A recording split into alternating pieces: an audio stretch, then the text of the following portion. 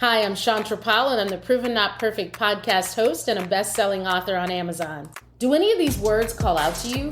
Drive, ambition, doing, leading, creating. These words call many of us, and sometimes to heroic impact. This is all good until we forget about our own self and our own self needs, mainly care. My Village of All-Stars, they not only command position, but they command influence. Well, there's always a backstory. I'm myself, Chantra Powell. I've had to put myself on the sideline a few times, but I'm still in the game. I'm staying in the game. The only thing different about me is that I'm proven not perfect. Enjoy.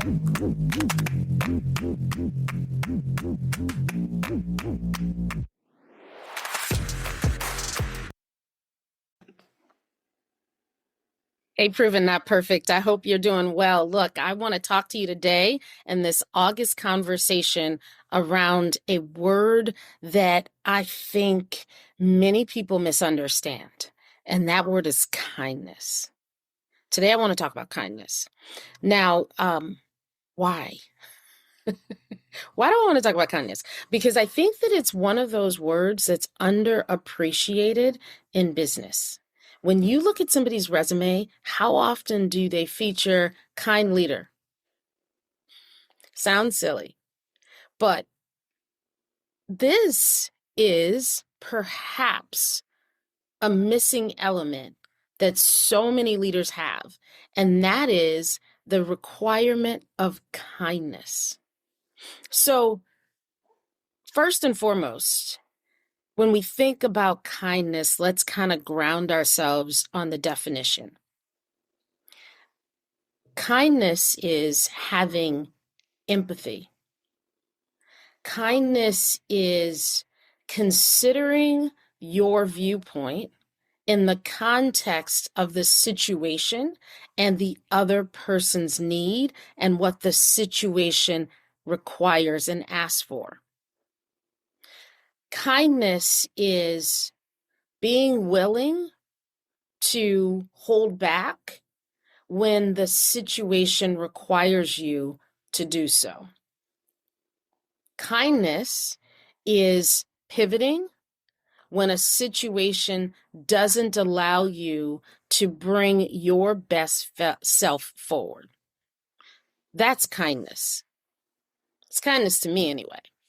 So if kindness is as important a leadership trait as any other, then why is it so many people seem to misunderstand kindness as a value that's prominent and important in leadership? Well, I would say, in particular for women, there's been a bit of a tax that's been associated with kindness. There's been a bit of a misconception that goes along with kindness. Kindness has been mistaken for weakness. Kindness has been mistaken for perhaps a Pollyannish viewpoint, an optimistic viewpoint of a situation that otherwise is calling for a bit more of a realistic view. I think that for women in particular, stepping out and standing out on our opinion of kindness requires us to completely own who we are in a leadership environment. And regardless of what is being said, being thought about our position around being a kind person, you do it anyway. Because to quote one of the great voices of influence, people don't remember what you say, but they remember how you made them feel. So if we truly believe that, I think the leaders that lead with kindness really get it right. Now, kindness doesn't mean pushover. So I often love to say the phrase, don't let the smooth taste fool you. Period.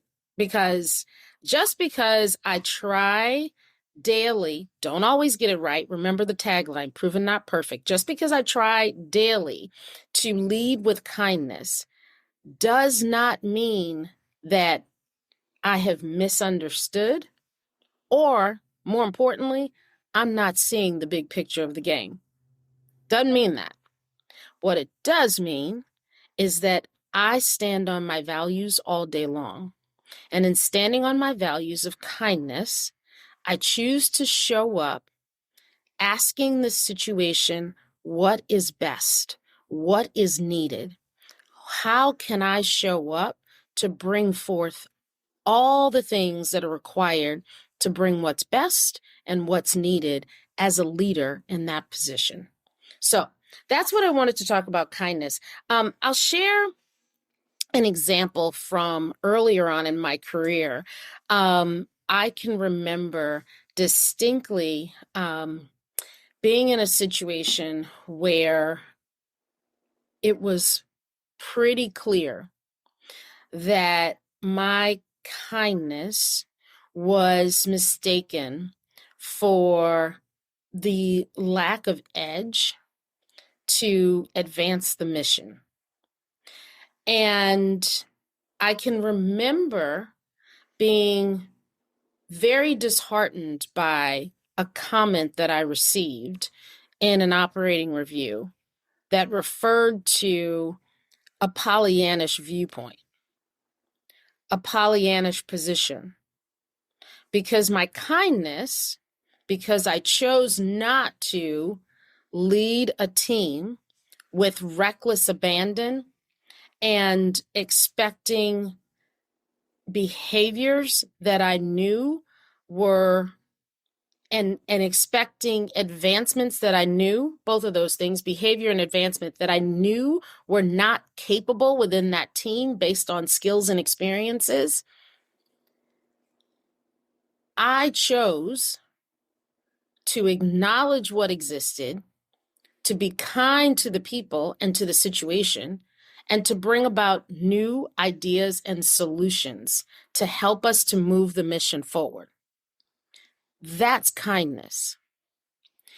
Through a display of my own courage and boldness to show up to a conversation with advanced leadership and make it clear that I was not going to ask, to push, to be overly aggressive when the situation, the people, the skills and experiences did not allow me to advance perhaps what we would have wanted to advance. I wasn't going to do that. As a result, I was kind. I was kind to the people. I was kind in acknowledging the situation, and we still got the mission solved and advanced, but with consideration. So today, if you are battling something where kindness is your mode of operation and you are being misunderstood because of it, stand 10 toes down.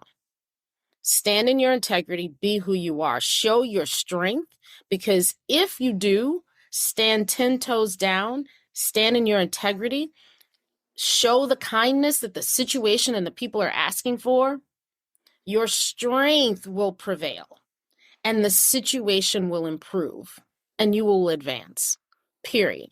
And most importantly, when people look back at what you did years from now, they will recall how you made them feel. So that's what I have for you today. And these August conversations, keeping it light, keeping it bright, keeping it brief, but hopefully keeping it impactful. I hope that you go out, you stand 10 toes down, you make someone else feel like the absolute winner that they're capable of being by being kind.